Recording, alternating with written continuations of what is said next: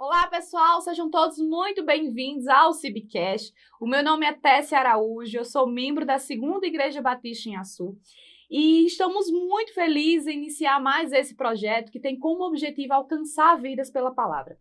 E o nosso convidado para esse primeiro programa foi o nosso irmão Aldi Júnior. E primeiramente eu quero agradecer, por ele ter aceitado e estar conosco aqui hoje para a gente poder conversar um pouco e falar, de fato, quem é o nosso Senhor Jesus Cristo. Olá, Tess. É um prazer estar aqui. Obrigado pelo convite. Fico muito feliz da igreja conseguir alcançar esse público, né? Nós sabemos que agora as pessoas estão cada vez mais nas redes sociais e principalmente sobre esse tema, né? Tão importante. Quem é Jesus? A gente ouve se falar muito sobre Jesus, né? Mas, de fato, quem foi esse homem, esse Deus, né? Então, eu espero que hoje a gente consiga tirar um pouquinho dessas dúvidas.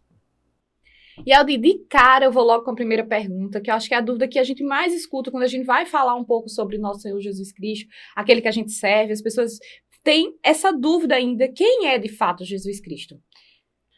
Então, a pergunta pode parecer ser simples, mas a resposta não é. Tem um autor, N.T. Wright, que ele diz que essa é uma das maiores perguntas, das perguntas mais recorrentes para ele. Né? Então pergunta, quem é Jesus? E elas esperam que por uma pergunta ser simples, a resposta também seja, e muitas vezes não é. Né? Então, quem é Jesus? Jesus, nós poderíamos definir ele como sendo o Filho de Deus, porque a Bíblia assim aponta, Jesus como sendo o Filho de Deus. Só que isso tem um peso muito grande, né?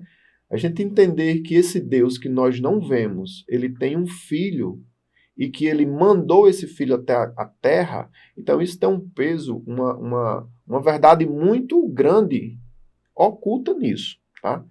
Então, primeiro, Jesus, ele é uma parcela da revelação de Deus ao homem.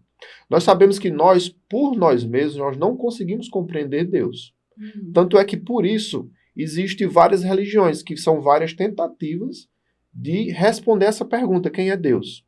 Então, nós somos cativos daquilo que ele permite ser revelado. Então, imagina só, nós vamos chegar já em Jesus. Mas, ao longo de toda a história, Deus ele foi se revelando progressivamente ao homem. Certo? Então, tem um texto lá de Hebreus, capítulo 10, versículo 1, que diz que a lei traz apenas uma sombra dos benefícios que hão de vir. Então, uma das primeiras revelações de Deus foi a lei, que é o que nós entendemos como o Antigo Testamento. Só que ele disse que ali era como se fosse uma sombra. Então, você imagina ter um objeto aqui com uma luz, então o que se tinha projetado era uma sombra, e nós não entendíamos muito bem o que era aquilo. A gente via um formato, mas não tinha uma revelação exata. Só que, na pessoa de Jesus, a Bíblia diz que ele é a revelação visível do Deus invisível. Hebreus 1, ele fala que antigamente Deus falou conosco através de seus profetas, de várias formas, só que hoje ele falou através do seu próprio Filho. Então Hebreus ele afirma tanto que Jesus é Filho, mas também que Jesus ele é uma parcela maior da revelação de Deus ao homem. Então Jesus, ele é o Filho de Deus, mas Jesus também ele é uma revelação maior do homem para o homem de quem Deus é. O seu próprio nome, Emanuel, quer dizer Deus conosco. Então, Jesus Cristo, ele é o que nós temos de compreensão da pessoa de Deus. Tá? Então, se a gente fosse definir quem é Jesus, Jesus ele é o Filho de Deus, enviado à Terra, e ele trouxe uma mensagem, ou seja, uma parcela maior da revelação desse Deus para nós. Uma pergunta, Aldi, que sempre, quando a gente está falando de Jesus para as pessoas jovens, eles têm essa dúvida se Jesus ele sempre existiu ou ele passou a existir apenas através depois do nascimento, dele, ou se ele sempre esteve com Deus. Então, Jesus ele sempre existiu. João ele fala, no princípio era o verbo, e o verbo estava com Deus, e o verbo ele era Deus. Ele estava no princípio com Deus. Então, a pessoa de Jesus, ela, antes do seu nascimento, ele era Deus e já existia, e sempre existiu. Só que ele não tinha a forma humana com a qual nós conhecemos hoje. A Bíblia retrata Jesus como sendo um verbo. Então ele era alguém sem corpo, mas ele era alguém que já existia. Jesus, ele é o criador de todas as coisas. Foi por meio dele que tudo foi criado. Deus, ele tem uma maneira peculiar de trazer à existência as coisas, que é através da sua palavra. A palavra de Deus, ela tem ação criadora. Então, lá no Gênesis, por exemplo, quando ele vai criar todo esse mundo, ele cria através da sua palavra. Então, quem era essa palavra? Era Jesus. Então, Jesus já existia. Só que num dado momento do tempo, esse Deus, ele quis que esse Jesus agora ele tomasse uma forma humana para que atingisse um propósito, que nós vamos falar também mais na frente. Então, esse nascimento, que inclusive nós estamos comemorando nessa época do Natal, ela não pode ser confundido com o início de Jesus. Jesus sempre existiu, mas ele, em um dado momento, ele toma a forma de um homem para cumprir um propósito específico e para atingir um fim, e que ele cumpriu, tá? Mas só para responder sua pergunta, Jesus ele sempre existiu. E aí a gente vê também outra pergunta que é bem recorrente, é como, né, Jesus ele pode ser Deus e homem ao mesmo tempo? Essa é uma pergunta importante de ser entendida, né? Como pode ser Deus e homem ao mesmo tempo? Então, eu vou ler um texto lá de Filipenses, capítulo 2, versículo 8, diz assim: E sendo encontrado em forma humana, humilhou-se a si mesmo, foi obediente até a morte e a morte de cruz. Tá? Como eu falei, o verbo, ele, sendo Deus, ele por um tempo específico, ele se esvazia do ser igual a Deus. Então, e ele toma a forma de homem. Tá? Só que ele não deixa de ser Deus. Só que ele é Deus agora em forma de homem. Mas ele tem a mesma natureza de Deus, só que agora lhe é acrescentada uma outra natureza, que é a natureza de homem. Aí por quê?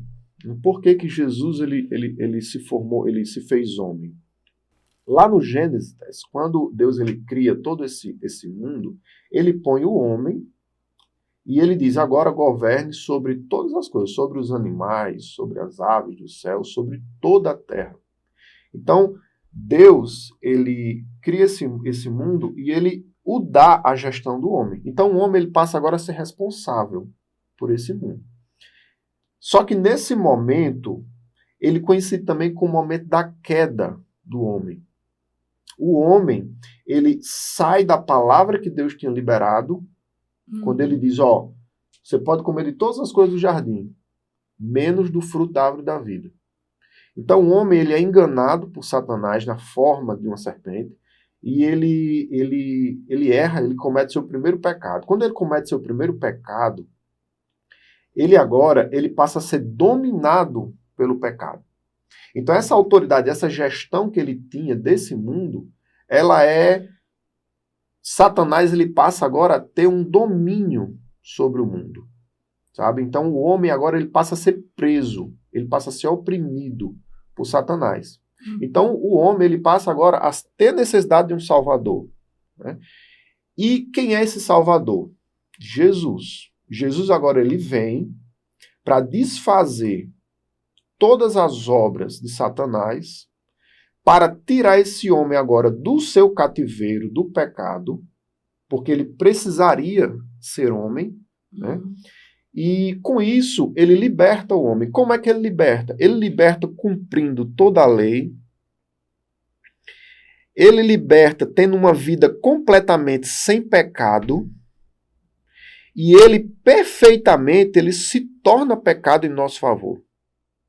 E quando ele se torna pecado em nosso favor, ele pega a sua justiça e ele coloca sobre a gente. Ao passo que ele pega os nossos pecados e coloca sobre ele. E morre no madeiro. Então ele precisaria ser homem para passar pelo sacrifício que o homem precisaria, né, devido ao seu pecado. Então ele toma sobre si as nossas dores e morre. Então é por isso que esse Deus, Jesus, em um dado momento da história, ele se faz homem e ele morre por nós, certo? Mas ele não deixa de ser Deus, né? Ele continua sendo Deus, só que agora com um corpo. E aí a gente pode até pegar esse gancho e responder também algumas perguntas que as pessoas também têm essa dúvida, que é como Jesus, qual é o significado do sangue de Jesus? Quando a gente fala sobre ser lavado pelo sangue, que o sangue de Jesus nos lava, nos purifica de todo o pecado. Isso. O sangue de Jesus ele tem um significado muito poderoso, eu diria. Tanto é que Jesus, quando um dos seus últimos ensinamentos, ele estabelece a Santa Ceia, né, e como um memorial, para que até que ele volte, o corpo e o sangue dele eles sejam relembrados, né, pela igreja. E o sangue de Jesus, quando nós falamos sobre o sangue, nós estamos nos referindo ao sacrifício dele. Então, quando nós nos referimos ao sangue de Jesus, nós estamos nos referindo ao seu próprio sacrifício, né? Então, ele é poderoso porque ele foi o único sacrifício perfeito que satisfizesse a justiça desse Deus, né? E nos limpasse, ou seja, nos libertasse do nosso cativeiro, né? Então, agora, pelo sangue de Jesus, nós somos justificados, nós somos santificados. Os nossos, caso a gente venha cair em algum pecado, o sangue de Jesus ele é poderoso para nos perdoar. É pelo sangue de Jesus que nós temos acesso à graça de Deus. É pelo sangue de Jesus que nós temos acesso ao Espírito Santo do Senhor, crendo nesse sangue, né, no sangue vertido na cruz. Então, o sangue de Jesus, no dia da sua crucificação, pareceu uma derrota.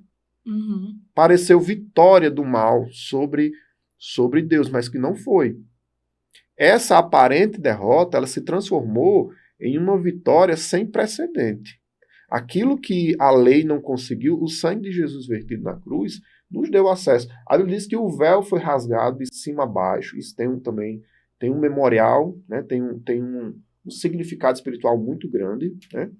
Então, Tess, o sangue de Jesus é poderoso por isso, porque ele nos deu acesso a coisas que jamais a gente conseguiria ser. A gente jamais conseguiria ser salvo e liberto se não fosse pelo sangue de Jesus na cruz. Exatamente. E o véu, né, como você falou, o véu se rasgou. Você poderia explicar para as pessoas, quando elas entenderem de fato o que significa esse véu ser rasgado para a gente? Isso. O véu, ele delimitava um lugar, né? O lugar santo do lugar santo dos santos. O lugar santo dos santos, eles só poderiam ser adentrados por meio do sumo sacerdote. E isso uma vez por ano. Então, quando e esse lugar, o Santo dos Santos, representa a presença de Deus. É onde estava a arca, né? É onde representava a presença de Deus. Quando esse véu ele é rasgado de alto a baixo, quer dizer o quê? Que agora, pelo sacrifício de Jesus, nós agora temos acesso ao Santo dos Santos, que é a presença do Senhor diretamente. Aldi, uma dúvida, né, que eu acredito que você também deve ouvir bastante, e a gente vê que muitas pessoas, eu acho que é o que eu vou perguntar agora, tanto serve para as pessoas que não conhecem a Cristo, como até pessoas que estão dentro da igreja, né? A gente vê muitas pessoas presas à religiosidade. E aí eu queria que a gente falasse um pouco essa diferença, o que é de fato a religiosidade e o que é seguir a Jesus Cristo. Quem é ele, a diferença, né? Isso. Jesus, ele não é uma religião, não é porque você pertence a uma religião que você tem contato com Jesus. Jesus ele não é uma religião. Uma religião ela não se difere uma das outras. Por quê? Porque cada religião tem coisas semelhantes, tem os seus ritos, tem as suas obrigações, né? Então, religião por religião, nós temos várias no mundo. Jesus, ele é algo muito maior. Como eu falei, ele é a revelação visível que o homem tem do Deus invisível, tá? Agora, a religião ela não é importante? A religião ela é importante, porque a religião ela facilita o conhecimento do homem, ou seja, o relacionamento do homem com Jesus. Então, dizer também que a religião não é importante seria uma inverdade, É através da religião que nós temos acesso ao conhecimento de Cristo. Só que a religião ela é um acesso, ela é uma ponte, ela não pode ser um fim em si mesma.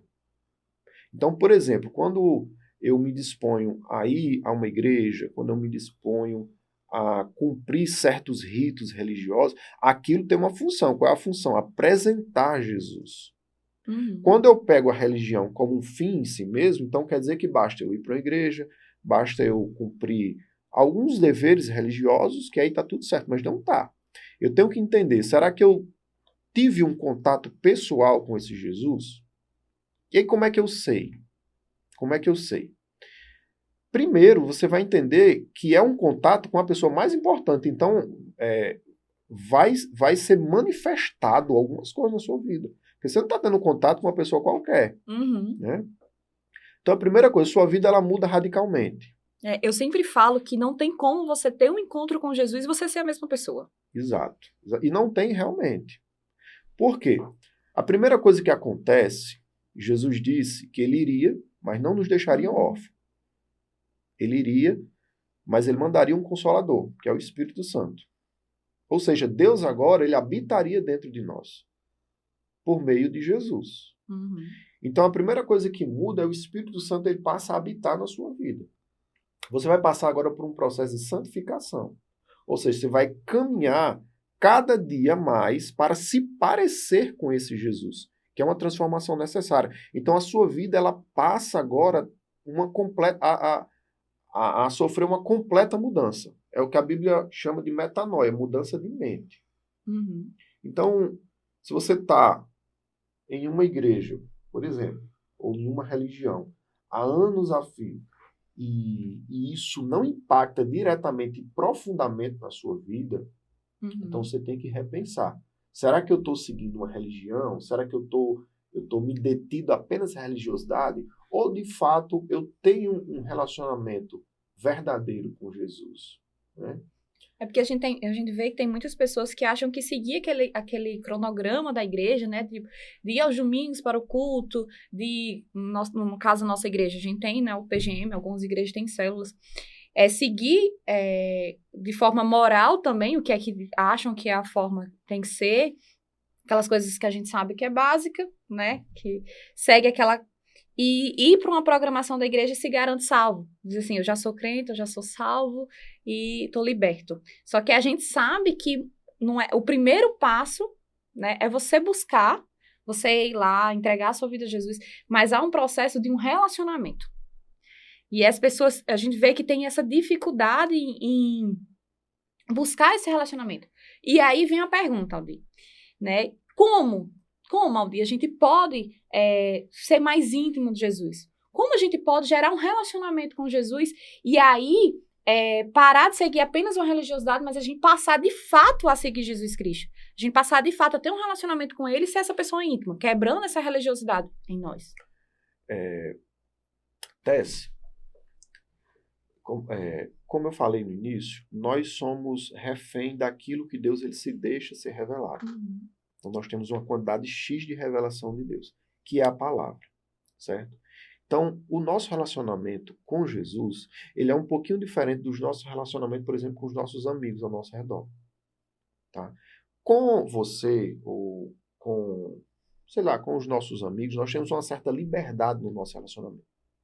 Eu posso ser quem eu sou, você pode ser quem você é, e nós nos damos bem, beleza.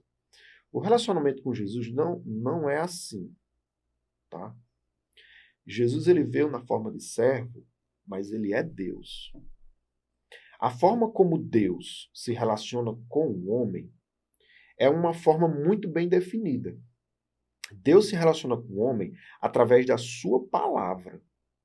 O homem não se relaciona com Deus da forma como ele quer, mas ele tem uma base muito bem definida que é a sua palavra. Por exemplo, lá no Gênesis, quando Deus ele cria o homem, ele já deixa uma palavra.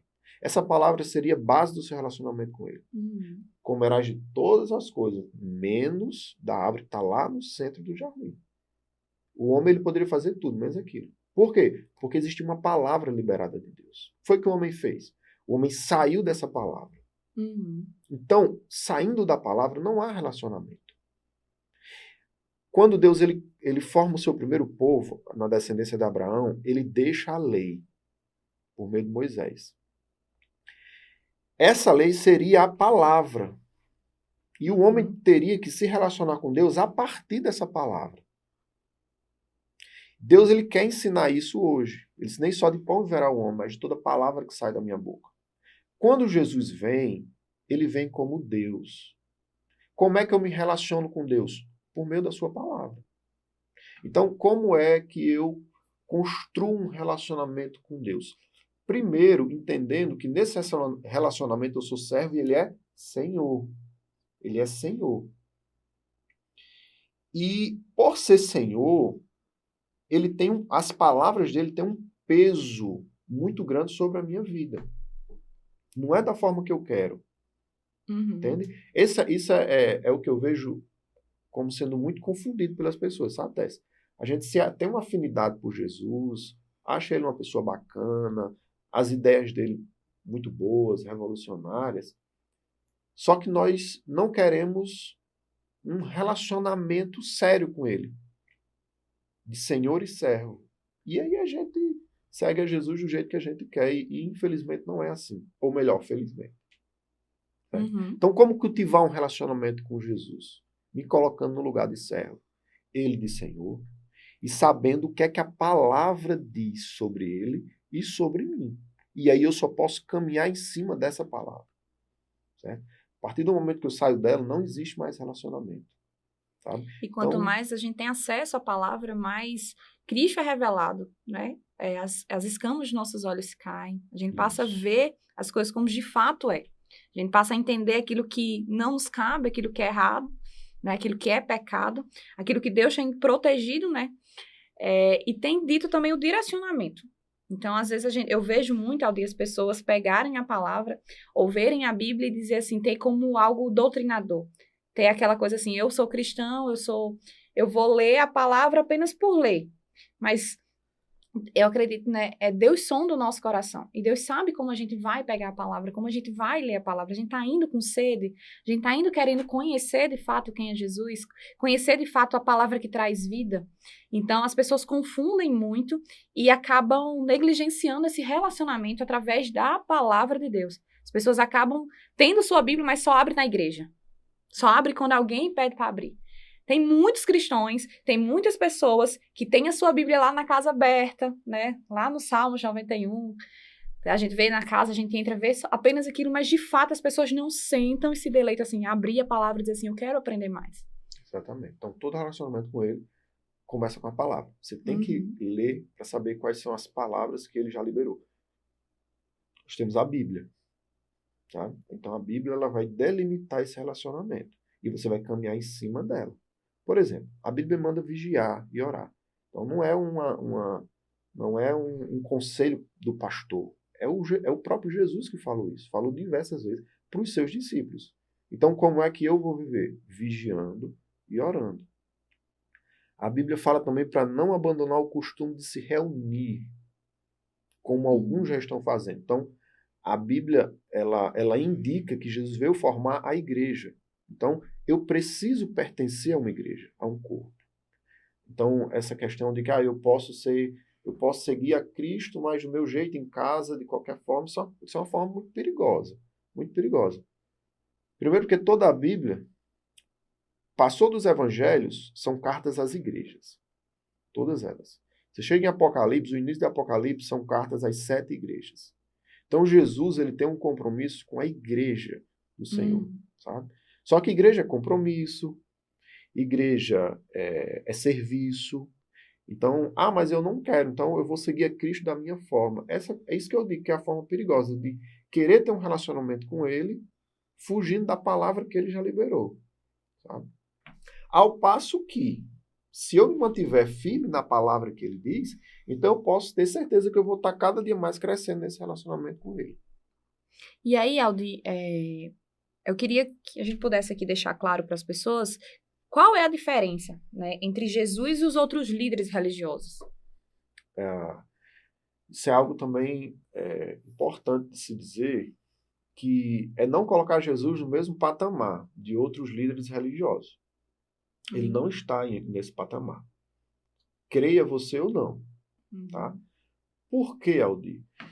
Jesus não veio formar uma religião como tantos outros homens vieram também? Não da mesma forma. Se você pegar as principais religiões, Tess, você vai ver que todas elas são formadas a partir de um homem. Ele escreve lá os seus livros, né? Alcorão, sei lá, todos os outros, é a partir da revelação dada a um homem, e ali ele cria as bases da sua religião. Com Jesus foi totalmente diferente. Nós não temos um registro escrito de Jesus. Foram outras pessoas que escreveram a respeito dele. Antes de Jesus vir, todo o Antigo Testamento, ou seja, anos depois, já profetizava que viria Jesus. Então já apontava. Nós não temos em nenhuma outra religião uma profecia apontando para algo que se cumpriu de uma forma tão exata. Se você vê Isaías é considerado o evangelho do Antigo Testamento, você vai ver a pessoa de Jesus lá escritinha. Aí você chega no último livro do Antigo Testamento, Malaquias, e aí você vê a revelação de Deus a Malaquias, dizendo que agora viria o novo Elias, profetizando sobre João. E aí quando você termina Malaquias, que entra Mateus, você vê João se levantando um novo homem, dizendo: o reino dos céus é chegado. Ou seja, Jesus levanta alguém preparando o caminho para ele, para Jesus. Aí Jesus vem. E os líderes começam a perguntar: você é quem você diz mesmo? E ele diz: o testemunho de um homem não tem valor. Por isso que quem testemunha de mim são as leis, os profetas, o Espírito Santo, João, o Pai. Ou seja, é uma galeria de pessoas testemunhando quem ele era. Então, é algo assim, o cristianismo, ele é algo que, e Jesus, por consequência, ele é algo que não está no mesmo patamar das outras religiões por isso. Pelo nível sobrenatural da sua formação. Né? É algo que vem se cumprindo perfeitamente ao longo das eras. Né? E o próprio Jesus, ele foi alguém que ele formou um grupo de 12 pessoas, sem instrução, pessoas pobres, pessoas que estavam combatendo o maior império da época, né? E que eles venceram. A igreja hoje ela prevaleceu. Então, de onde é que vem tudo isso? É uma obra sobrenatural de Deus. Então, a gente não pode jamais colocar Jesus nos outros patamares de outros líderes religiosos, porque de fato ele não está. A obra dele testifica de que ele é de fato o Filho de Deus. E Aldir, eu queria que você falasse com suas palavras. Para você, quem é Jesus? Para Aldir, no seu relacionamento com ele? Jesus, para mim, é novidade de vida. Jesus, para mim, é a pérola de grande valor. Jesus, para mim, é o fim de uma busca. Nós passamos toda uma vida, Tess, buscando algo que a gente não sabe o que é. A gente pensa que é faculdade, quando encontra faculdade, vê que não é. A gente pensa que é emprego quando a gente encontra. A gente pensa que é casamento quando a gente casa. Tudo isso são coisas boas. Só que não supre a expectativa do nosso coração.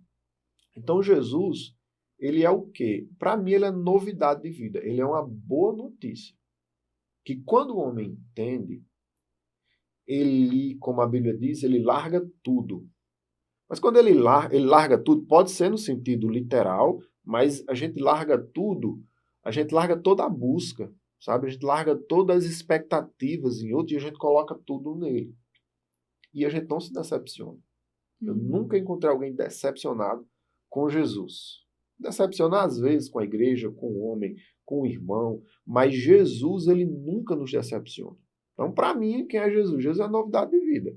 É aquilo que a gente, através de um podcast, através da igreja, a gente tenta levar isso para as pessoas, até eles entenderem que a sua busca termina em Jesus. Quando você encontra ele verdadeiramente, a sua busca termina. E que tudo que você busca, de fato, a cura, a libertação, a vida que você deseja e sonha ter, está nele. Exato. Está em Cristo. Exatamente. Aldi, depois de toda essa conversa, onde a gente falou de uma forma geral, né, tentou explicar o máximo possível quem era Jesus, você falou quem era Jesus para você, mas eu queria saber o seu relacionamento com Jesus, o que Jesus fez na sua vida? Então, Tess, minha história com Jesus começou aos 15 anos e começou nessa igreja, que hoje eu sou membro, na Segunda Igreja Batista. O pastor presidente hoje, o pastor Manuel Moreira, ele falou sobre o Evangelho da Boa Notícia à minha mãe e, através dela, nós ouvimos falar sobre esse Jesus, né? Só que até então, minha barreira era sobre um Jesus religioso. Então eu entendia que bastava então eu ir para a igreja, né, e ali era suficiente. Só que, como eu falei, nosso relacionamento com Jesus é baseado na palavra, né? Então, quando eu tive a curiosidade de ler sobre Jesus, eu fiquei impressionado com o poder de influência que ele tem sobre a vida do homem, né? Então, eu passei a buscar mais esse Jesus, né? E eu fui descobrindo um Jesus pessoal, um Jesus relacional, um Jesus que não nos chama apenas mais de servos, mas nos chama de amigo. Um Jesus que foi preparar um lugar para nós. Um Jesus que ele é pai do órfão. Ele é o ajudador daqueles que estão cansados. Ele é a liberdade dos oprimidos. Então, Jesus ele é muito maior do que um rito religioso. Então, a partir daí eu fui buscando mais saber sobre esse Jesus, buscando conhecer, buscando, como a Bíblia fala, crescer mais na graça. E eu acho que chega um momento, quando você de fato encontra esse Jesus, como eu falei, e esse foi no meu caso, né? É o momento de descanso da sua alma. Descanso que você entende agora que a sua confiança agora está nele. A morte ela não é mais temor, a vida também não é mais temor, mas nós estamos guardados nele, e isso traz uma segurança para você, no caso para mim, me trouxe, mas me trouxe também uma segurança para a minha descendência, para os meus filhos, quando ele diz que Deus ele é misericordioso até a 1000ª geração daqueles que o amam, daqueles que obedecem os seus mandamentos. Então Jesus ele tem interesse na sua vida, na vida da sua casa, na vida dos seus filhos, dos seus familiares. Então, assim, a minha história com Jesus, ela teve... foi um divisor de água quando eu entendi isso. Sabe, Tess, que ele não é uma religião, mas ele é alguém poderoso, ele é alguém que te acompanha nessa vida, mas principalmente quando nós passarmos dessa vida para a próxima. E ele é um lugar de descanso, né? E aí eu descansei. E hoje, assim, quando eu estou atordoado, quando os boletos chegam, quando a pandemia vem, as crises vêm, eu sei que eu tenho um lugar de descanso. Eu sei que eu tenho alguém que eu posso sair para um canto, fechar a porta, conversar com ele. E aí ali os problemas, eles perdem o seu peso diante do poder desse homem Deus, né? Então é um lugar de descanso. E aí, quando você falou que você vai para o quarto e você ora e né, conversa com ele, que há poder, e aí a gente vê que também tem algumas pessoas que têm dúvida, por que nós devemos orar, né, no nome de Jesus? Oração, aí merecia um podcast só sobre isso, só sobre oração, né? Anota aí, viu? Ó, o tema aí. Porque oração a gente pensa que eu oro, por que Deus quer que a gente ore? Será que ele não já conhece tudo? Ele não já conhece tudo, por que ele quer que eu ore? Será que é só... Às vezes eu já ouvi muita gente falar, ele quer lhe escutar, né? Só que eu acho isso muito pouco, a gente entender que a oração é só a necessidade de Deus escutar. Quando nós entendemos, como eu falei lá no início, que ele entregou esse mundo ao homem e que a palavra de Deus não volta, ele não desiste daquilo que ele fez, então nós entendemos que como homem, nós temos autoridade aqui, dada por ele, por Deus. Então quando nós oramos, nós estamos pedindo que a vontade de Deus, ou seja, nós estamos clamando que a vontade de Deus seja feita aqui na terra. Deus ele tem interesse que a vontade dele seja estabelecida. Só que o próprio Jesus ensinou: orem para que a vontade de Deus seja feita aqui na terra como é feita lá no céu. Para que o reino de Deus se manifeste aqui nessa terra. Então, quando nós oramos, nós estamos trazendo a vontade de Deus aqui, até aqui. Só que nós oramos pela autoridade de qual nome? No nome de Jesus. Porque não tem autoridade no nome do pastor, do irmão, de ninguém. A única autoridade que foi dada é a ele. Pela sua obediência, pelo seu sacrifício, todas as coisas foram colocadas embaixo dos seus pés. Então ele tem autoridade sobre todas as coisas. Por isso nós oramos no nome de Jesus. E para finalizar, Aldir, eu queria que você explicasse um pouco, porque tem algumas pessoas que podem até ouvir, né, o teu testemunho, quem é Jesus para você, quem é Jesus para mim, ou já ouviu alguma outra pessoa testemunhando, mas tem aquela dúvida. E para mim, o que Jesus pode fazer na minha vida? E eu queria que você falasse para essas pessoas o que Cristo pode fazer na vida dela. Tá. Não importa quem você seja, não importa a sua família, a sua classe social, o seu nível de instrução. Todos nós precisamos de um Salvador. Todos nós precisamos ser salvos. Aí você pode perguntar: Aldir, salvo de quê? Salvo de quê? Vai existir um momento, que nós vamos partir desse mundo. Tá? E quando nós partimos desse mundo, vai ser algo novo e desconhecido. Desconhecido em parte. Por quê? Porque Jesus já nos apresentou o que é que nos aguarda depois dessa vida. A Bíblia diz que ao homem está destinado a morrer uma única vez, sobrevindo o juízo. Então, quando nós entendemos que lá no princípio Deus ele deu esse mundo à gestão do homem, que nada que nós temos aqui é nosso, mas é dado por Deus, um dia nós vamos prestar contas disso. Então, a sua família não é sua, a sua saúde, os seus bens, nada é seu. Tudo é dado para que você, como gestor, e um dia nós vamos prestar contas diante de Deus.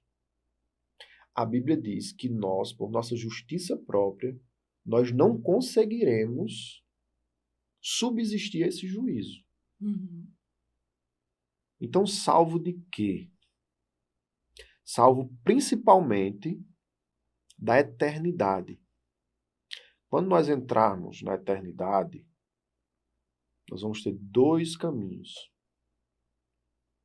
E nesse caminho nós vamos passar toda a eternidade nele. A Bíblia diz que existe um lugar de descanso, mas existe um lugar de tormento. Esse Jesus, ele pode nos salvar do tormento eterno de nossa alma. Isso a gente não pode brincar. É verdade, Tess, que Jesus ele tem efeitos nessa vida, isso é inegável. Sabe, ele nos abençoa, ele estende as suas bênçãos sobre os nossos familiares, ele nos dá qualidade de vida, ele nos dá esperança, ele é lugar de refúgio. Isso é tudo verdade. Só que a principal obra de Jesus é quando nossa alma passar desse plano para o próximo. Aí lá naquele lugar nós vamos precisar da justiça desse homem, sabe? Então, e aí toda a nossa vida aqui, o Espírito Santo ele vai testemunhar sobre isso, sabe? Então você está escutando esse podcast, você está escutando palavras, mas nada se compara à voz do Espírito dentro de você. E aí quem é que traz isso? Jesus. Jesus. Essa é uma das obras dele. Ele diz que vou, mas vou deixar o Consolador. E aí o Espírito ele vai ensinar tudo isso a você. Não vai ser mais voz de homem. Ele vai falar que existe um Deus. Ele vai falar sobre o perigo do pecado. Ele vai falar sobre a justiça, sobre o juízo de Deus. Ele vai falar sobre a eternidade. Então vai ser uma certeza tão grande dentro de vocês, vai perguntar de onde é que veio isso? Veio do Espírito Santo, sabe? E um dia também existe essa verdade, que um dia esse Jesus vai voltar. Não mais na forma de servo, não mais como filho do carpinteiro, ele vai voltar agora na forma como ele está, com um cetro de ferro, como rei dos reis, com anjos ao seu dispor. Ele vai voltar. Ele vai voltar para inaugurar agora o descanso sabático, o descanso da obra de Deus, em que todos os inimigos do Senhor vão ser colocados no lago de fogo e todos os benditos do Pai irão para o gozo eterno. E aí vai se inaugurar, Tess, uma era, uma nova era, quando essa era se findar, uma era de descanso ao lado dele. E aí será um novo céu, uma nova terra, tudo restaurado. A criação será renovada. Então será assim a inauguração de uma era que não vai ter fim. Aí você me pergunta, será que eu preciso desse Jesus? Será que a gente está disposto a arriscar toda uma eternidade em religião, sabe, em tradições? Nós somos tão apegados a isso, mas nós temos que lembrar que a eternidade nos aguarda. Nós estamos aqui como uma neblina. A gente está aqui hoje e quem nos garante a eternidade? Só Jesus Cristo, porque ele tem autoridade para isso. Eu vejo muitas pessoas achando que não são merecedores. Que acham, diz assim, Jesus veio por Aldi, veio por Tessie, veio por Sulamita, mas será que ele pode fazer isso em minha vida, assim como eu estou? Eu acho que quem pensa assim já está um passo na frente de encontrar Jesus. Eu acho que a ideia é essa. É você entender a sua miséria. Uhum. Porque quando você não entende isso, quando você pensa que você é melhor do que fulano, do que cicrano, e perceba que isso é o que a religião faz. A religião, ela nos veste de uma roupa bonita. Então, quando nós somos religiosos, nós olhamos para as pessoas e nos achamos melhor do que ela. Por quê? Porque a gente vai para a igreja, porque a gente não bebe, porque a gente não vai para a festa, porque a gente não faz isso, porque a gente não faz aquilo. A religião nos veste de uma roupa bonita. Só que o encontro com Jesus quebra tudo isso. Porque quando o homem encontra com Deus, ele vê a miséria. Esse foi o chamado de Isaías. Quando ele olhou, ele diz, ai de mim, porque sou um homem de lábios impuros e habito num povo de impuros lábios. Quando o homem encontra de fato com Deus, ele percebe essa sua miséria. Uhum. Então, quem olha para a sua vida e diz, será que eu... Esse é o primeiro passo, é você se ver na miséria dos seus pecados, da sua vida, e clamar por um Salvador. Aí, não tenha medo. Jesus diz, aquele que vem a mim, de maneira alguma o lançarei fora. Aldi, na semana passada eu recebi uma pergunta que é uma dúvida comum, né? E essa pessoa me perguntou a seguinte coisa. Tess, eu escuto muito falar sobre Jesus, eu admiro, eu escuto, eu tenho tirado tempo para ouvir a palavra, eu tenho tirado tempo para assistir pregação, a ouvir louvores, mas eu quero entender, então, de fato, como eu posso ter Jesus no meu coração? Como eu posso me entregar para ele? Como ele pode, de fato, eu entender que eu estou salva? Né? Essa pergunta, essa mulher fez essa pergunta e é uma dúvida que a gente vê que é muito comum. As pessoas até ouviu esse podcast, ouviu a nossa conversa aqui e tem entendido. Eu entendi quem é Jesus. Eu entendi que há poder neste nome. Eu entendi no sacrifício da cruz. Eu entendi que eu preciso desse Jesus, mas como eu posso ter acesso a ele? Como, então, de fato, eu posso dizer assim, eu reconheço e recebo a salvação, né? No popular, é o acesso. O acesso a Jesus. Exatamente. Exato. Importante entender que nós temos acesso a Jesus para, a partir dele, ter acesso a outras coisas. Ele foi o acesso, ele é o caminho, a verdade e a vida. Ninguém vem ao Pai se não for por ele. Então, só entendendo, nós vamos a Jesus para que através dele a gente tenha acesso ao Rei. Como é que eu faço isso? Primeiro, você precisa confessar. Primeiro, você precisa crer no seu coração que Jesus, ele é o Filho de Deus. Então, Tessa, como é que eu faço para ter acesso a esse Jesus? Né? Só lembrando que quando nós temos acesso a Jesus, automaticamente nós temos acesso ao reino de Deus. Ele é a porta de acesso. Uhum. Como é que o homem tem acesso? Primeiro, crendo no seu coração, né? Você tem que crer que Jesus, ele é Senhor e que ele é o Filho de Deus. Segundo passo, você precisa confessar com a sua boca, ou seja, tornar público. Jesus, ele não morreu de uma forma oculta, escondida, não. Ele morreu lá publicamente. Ele foi a serpente levantada. Não existe um relacionamento com Jesus que não seja público. Como é que eu torno público isso? Através da igreja. Através da igreja. A Bíblia diz que a igreja é a noiva de Cristo. A Bíblia diz que Jesus vai voltar para buscar a sua igreja. A Bíblia diz que os olhos de Jesus estão sobre a igreja.